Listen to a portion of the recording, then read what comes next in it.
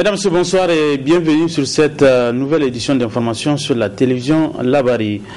Après 5 mois de détention à la prison civile, les activistes Michael Zodi, Diori Ibrahim et Karim Tonko ont été libérés ce matin par le juge. Aucune charge n'est retenue contre eux selon le délibéré rendu par le juge. Le reportage est de Ariad Salah. Enfin, les acteurs de la société civile réunis au sein du cadre de concertation et d'action citoyenne arrêtés depuis le 15 avril dernier ont été libérés ce matin. Aucune charge n'est retenue contre ces activistes qui sont Michael Zodi, Diori Ibrahim et Karim Tonko. Aucune des infractions pour lesquelles ils ont comparu dernièrement, aucune de ces infractions n'a été retenue par le tribunal. L'organisation d'une manifestation interdite sur la voie publique dans les conditions fixées par la loi n'a pas été retenue. La complicité de dégradation des biens publics et privés n'a pas également été retenue, ce qui a fait que le tribunal les a renvoyés de fin des poursuites. Et ce qui veut dire, la conséquence, c'est quoi? C'est qu'ils seront libres. Aucune de ces infractions n'est retenue. Donc c'est vraiment une satisfaction pour nous parce que ça sécurise les citoyens, ça confirme l'indépendance des juges, pas de la justice, des juges. C'est très important, je trouve, parce qu'ils seront libres. Je crois bien que c'est une bonne chose que la justice garde cette ligne de l'indépendance et du courage pour permettre aux citoyens de se sentir en sécurité.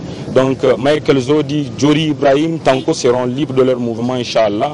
Il faut rappeler que ces 3 acteurs de la société civile ont été arrêtés le 15 avril suite à la manifestation contre la loi de finances 2018. Les 3 acteurs de la société civile, Michael Zodi, Diori Ibrahim et Karim Tonko, sont donc désormais chez eux et vont passer une première nuit dans leurs familles respectives. Et aussitôt après leur libération, ils ont été accueillis par leurs camarades, parents, amis et connaissances. On écoute leur première réaction.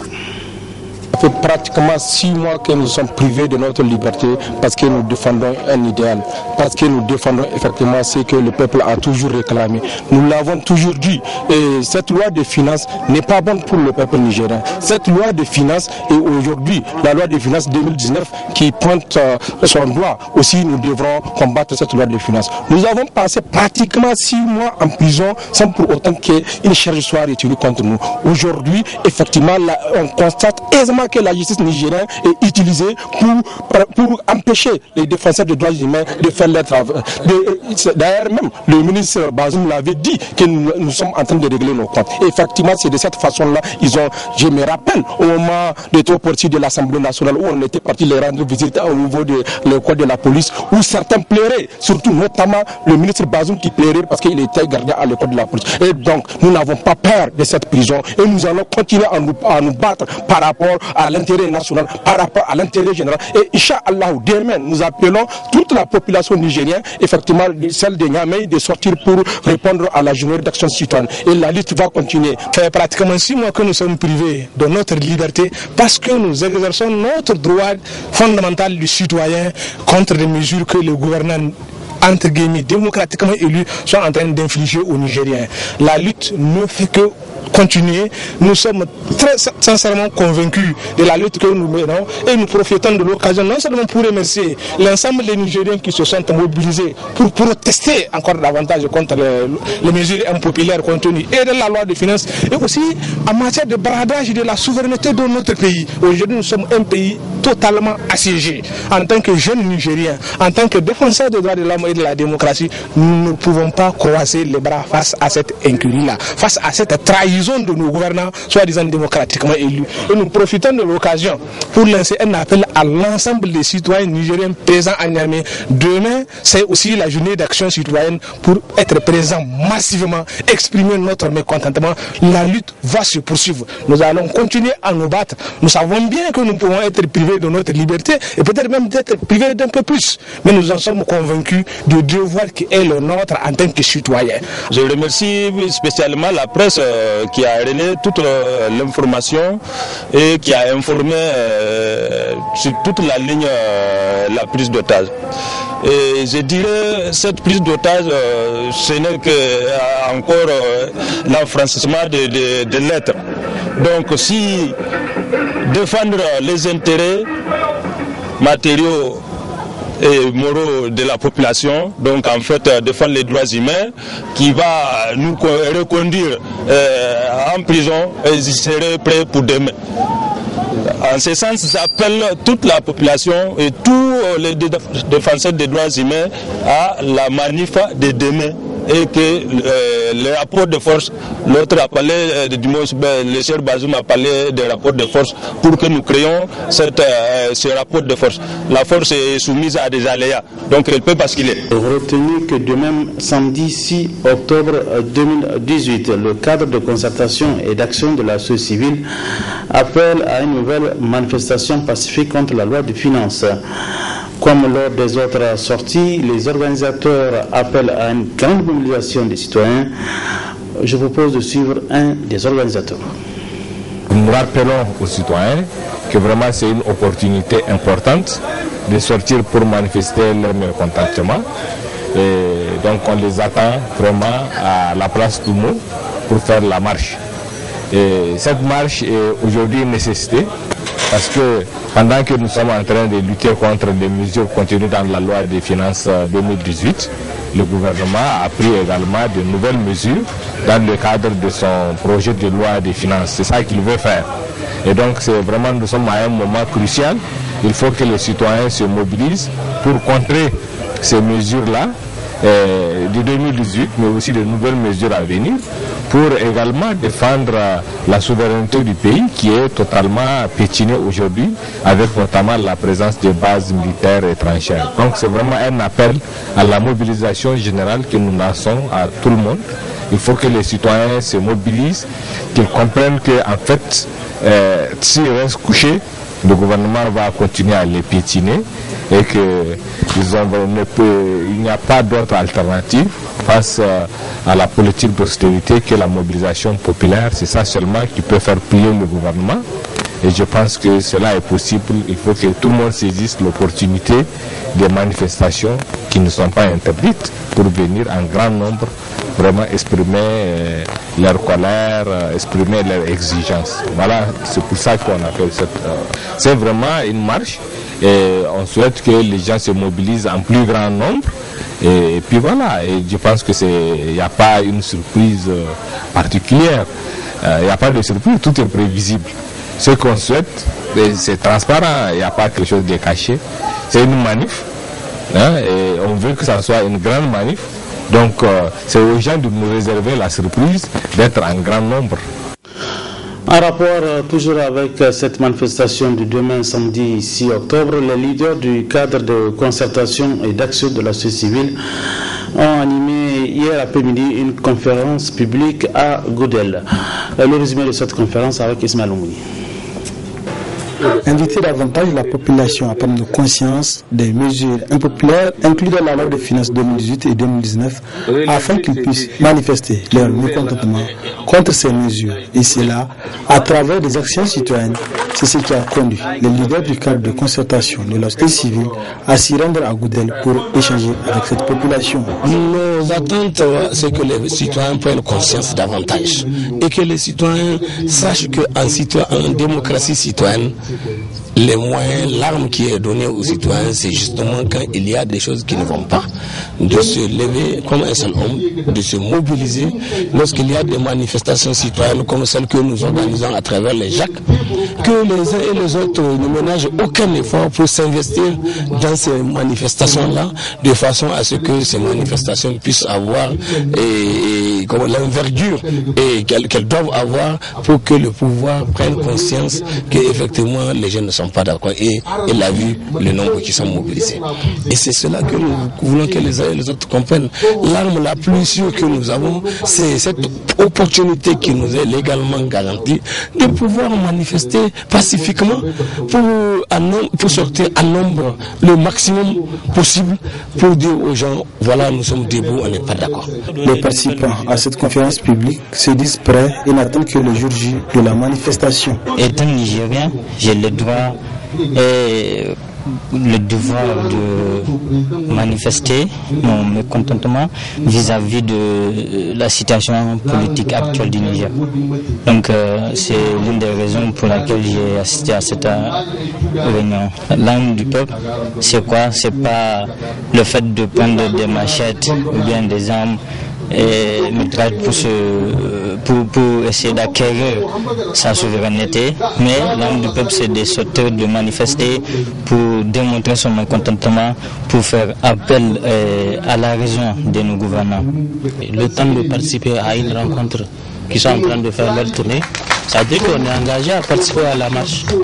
Ça, c'est évident. C'est quelque chose que vous n'avez pas besoin de poser la question. Et par rapport à la loi de finances, les mesures qui ont été, les nouvelles mesures qui ont été prises au niveau de la loi de finances, c'est ce qui nous frustre.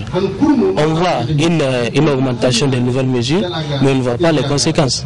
Si vraiment ils voient qu'à leur niveau, ils peuvent donner de nouvelles mesures, mais eux, qu'est-ce qu'ils font par rapport aux retombées au niveau des ressources minières? Mais maintenant, ils nous disent de payer des factures exorbitantes au niveau de la Nigélec. C'est ce qui n'est pas normal. On n'est pas d'accord avec ça. Le cadre de concertation et des actions de la société civile invite tous les citoyens à sortir massivement, et cela, quelle que soit leur localité, le samedi 6 octobre prochain, pour afficher leur mécontentement contre toute mesure impopulaire. L'actualité politique dans cette édition d'information, le Front démocratique et républicain FDR a désormais un nouveau président. Il s'agit de Amadou Boubacar Cissé, président de l'UDR Tabat, qui a été investi cet après-midi en présence de 3 structures sur les 4 qui composent le FDR. On fait le point avec Ismaël Mouni.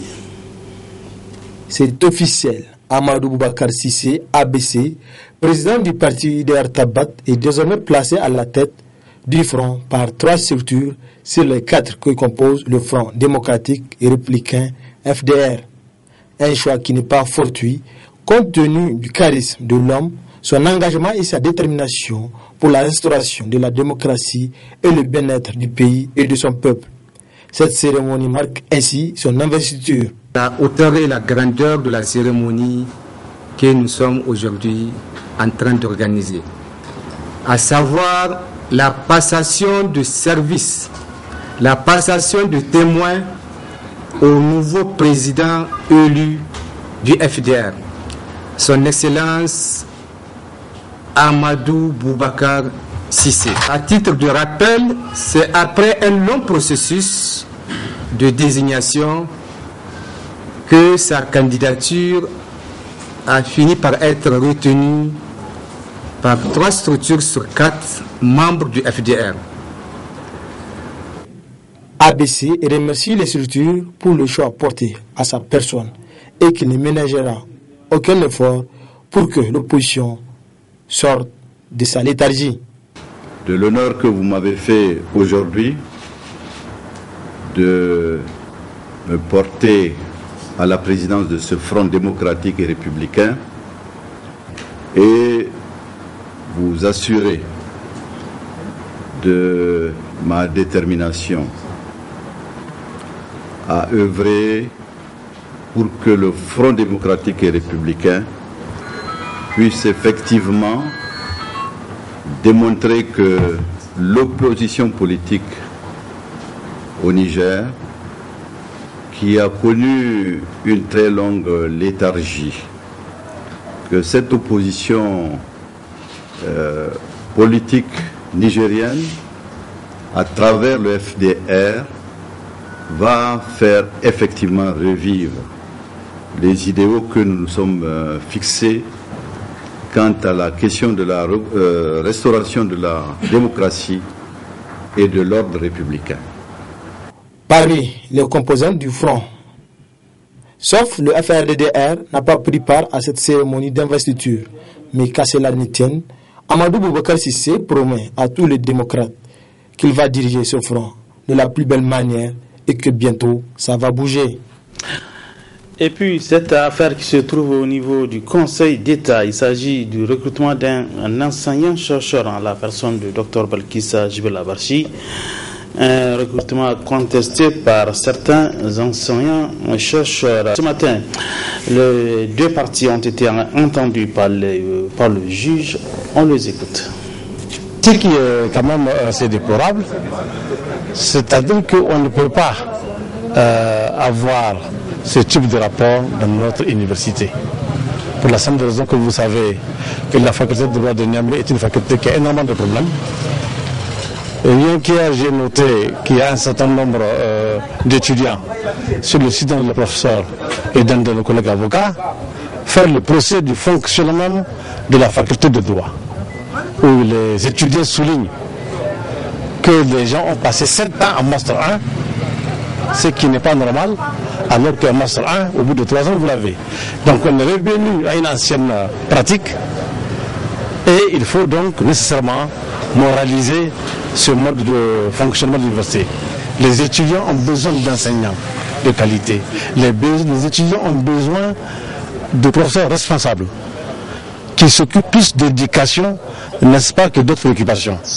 La question de subjectivité, c'est la première fois que je vois l'université, des professeurs d'université transférer un problème personnel qu'ils ont avec le père d'une fille sous prétexte qu'ils ne sont pas en bon temps avec son papa.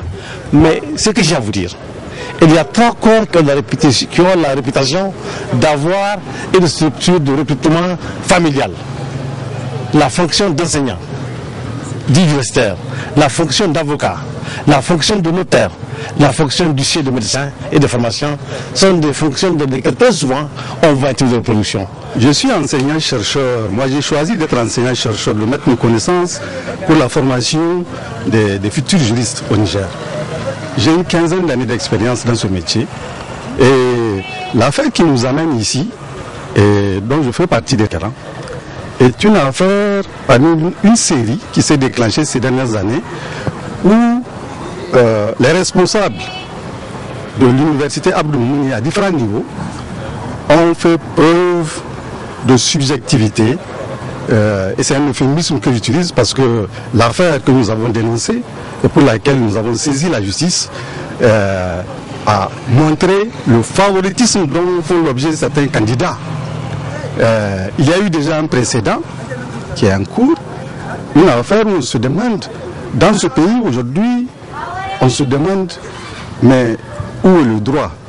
On ne se retrouve pas, je ne sais pas ce qui se passe. Dans ce pays, peut-on aujourd'hui accepter que des anciens chercheurs fassent des pieds et des mains, des intrigues, y compris en mettant dans leur jeu des responsables universitaires pour faire écouter leurs enfants? C'est de ça qu'il s'agit. Ces enfants, nous les connaissons. Nous autres, on vous a parlé d'enseignants qui ne sont pas responsables. Au contraire, nous, notre objectif, c'est d'être objectif dans la formation, d'assurer une formation de qualité aux étudiants et d'être objectif dans leur évaluation. La suite de ce journal avec cette brève, un mot de parlons santé. 3 cas de poliovirus dans la région de Zender ont été signalés. En effet, les premières conclusions des missions d'investigation dépêchées par le ministère de la Santé en collaboration avec l'OMS et l'UNICEF ont établi un lien avec des souches déjà enregistrées dans les pays voisins. Selon le communiqué de presse du ministère de la Santé publique, les différents cas ont été notifiés par les districts de Tanout, de CIC de Agelgawassa et un cas à Dungassa. D'ores et déjà, le gouvernement, avec l'appui de ses partenaires, a élaboré un plan de riposte en mettant un accent sur le renforcement de la surveillance et la vaccination de routine, a indiqué le ministère de la Santé dans son communiqué de presse rendu public ce jour 5 octobre 2018. Inauguration ce jour vendredi à Koubia Keina de la mosquée Oumar Ibn Abdelaziz, une mosquée à 2 étages entièrement équipée au grand bonheur des fidèles de Koubia Keina et alentour. C'était en présence d'une de nos équipes composée de Nasser Dantofo et Nasser Sidou. La communauté musulmane du quartier Koubia Keina et alentour n'auront plus à parcourir de longues distances pour s'acquitter de la prière du jour saint du vendredi. Ils le feront désormais dans leur quartier à la mosquée Oumar Ibn Abdelaziz, une mosquée de type R2 avec toutes les commodités requises, un bloc pour femmes, et cela grâce au réflexe de El Hajj Amadou Zoubré, un commerçant ressortissant burkinabé résident à Niamey. Cette mosquée a été construite ici uniquement pour les musulmans. Et surtout les musulmans de ce quartier, parce qu'on a vu que dans ce quartier-là, il n'y a pas une grande mosquée. C'est pour cela que l'intéressé a vu que c'est très important de construire cette mosquée. Et il l'a construit pour tous les musulmans, pour que les musulmans viennent prier, non seulement prier, mais aussi étudier l'islam dans cette mosquée, Inch'Allah ta'ala. C'est une seule personne qui a construit ça. Oui, c'est une personne qui a construit, c'est pas une ONG, mais c'est une personne qui a construit cette mosquée-là. Il n'est pas nigérien. Cela veut dire que les Nigériens doivent aussi suivre sa voie pour aussi construire. Il n'est pas nigérien, il n'est pas du Niger, mais malgré ça, il a tout fait pour construire cette maison. Donc les Nigériens aussi doivent s'intéresser aussi à la mosquée qui est la maison d'Allah subhanahu wa ta'ala pour construire beaucoup de mosquées comme il l'a fait, malgré qu'il n'est pas du Niger. Il ne reste plus qu'à la population de Koubia Keina et alentour de s'en approprier. La mosquée n'est pas pour lui d'abord. La mosquée c'est la maison d'Allah. Donc c'est les musulmans qui sont dans ce quartier qui doivent continuer à gérer la mosquée. Même s'il n'est pas là, on va tout faire pour gérer la mosquée. Inch'Allah ta'ala, on aura une caisse qu'on va essayer de gérer avec cette caisse-là, la mosquée, Inch'Allah ta'ala. On appelle, c'est de tout faire pour venir, d'autant plus que la personne a fait tout pour mettre son argent dans cette mosquée-là. Donc maintenant, c'est à nous de tout faire pour venir étudier, pour venir savoir que la vraie notion de l'islam et pour aussi prier dans cette mosquée. Donc tout un chacun, que ce soit une femme ou bien un homme, de venir, Inch'Allah ta'ala, prier, non seulement prier, mais aussi enseigner, étudier l'islam, Inch'Allah ta'ala. Ainsi, la joie a été immense pour les fidèles musulmans du quartier Koubia Keina et alentour en ce jour saint du vendredi pour ces joyaux combien importants dans la pratique de la religion musulmane. Ils sont nombreux les nouveaux bacheliers qui ont vu leur dossier rejeté à la faculté des lettres, une situation qui inquiète les étudiants de la faculté des lettres. D'autres précisions dans ce reportage de Hassan Salim Safa.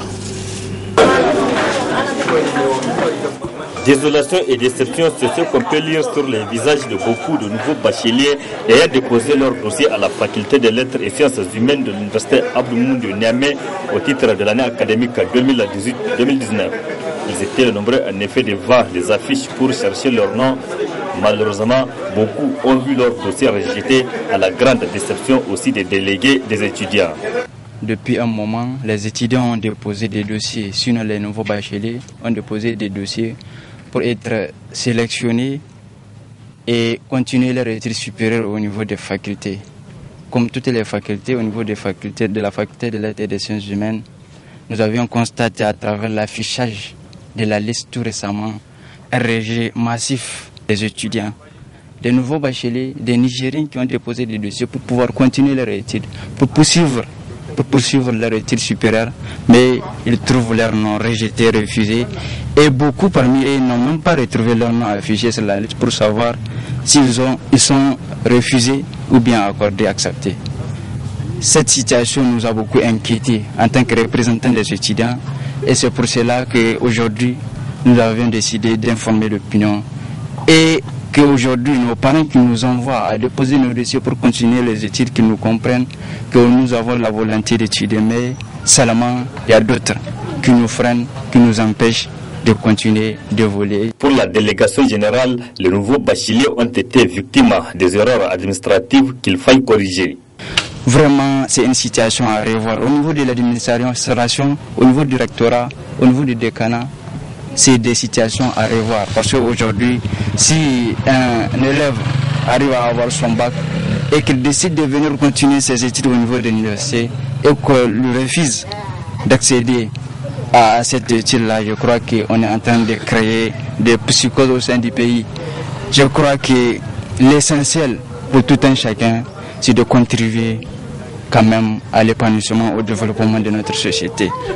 Ça ne sert à rien que des individus créent des échecs du développement social dans le pays et qu'on accuse toujours le gouvernement pour dire que c'est l'État qui est défaillant, pour dire que c'est le gouvernement qui est défaillant, alors que nous-mêmes, nous sommes défaillants parce qu'on contribue favorablement à l'échec de l'éducation nationale. Nous sommes là en tant qu'étudiants et nous voulons étudier. Ces nouveaux bacheliers doivent prendre leur mal en patience, espérant la régularisation de leur situation, comme le souhaite la délégation générale. Point final de cette édition d'information. Mesdames, Messieurs, merci à vous de l'avoir suivi. Bonsoir.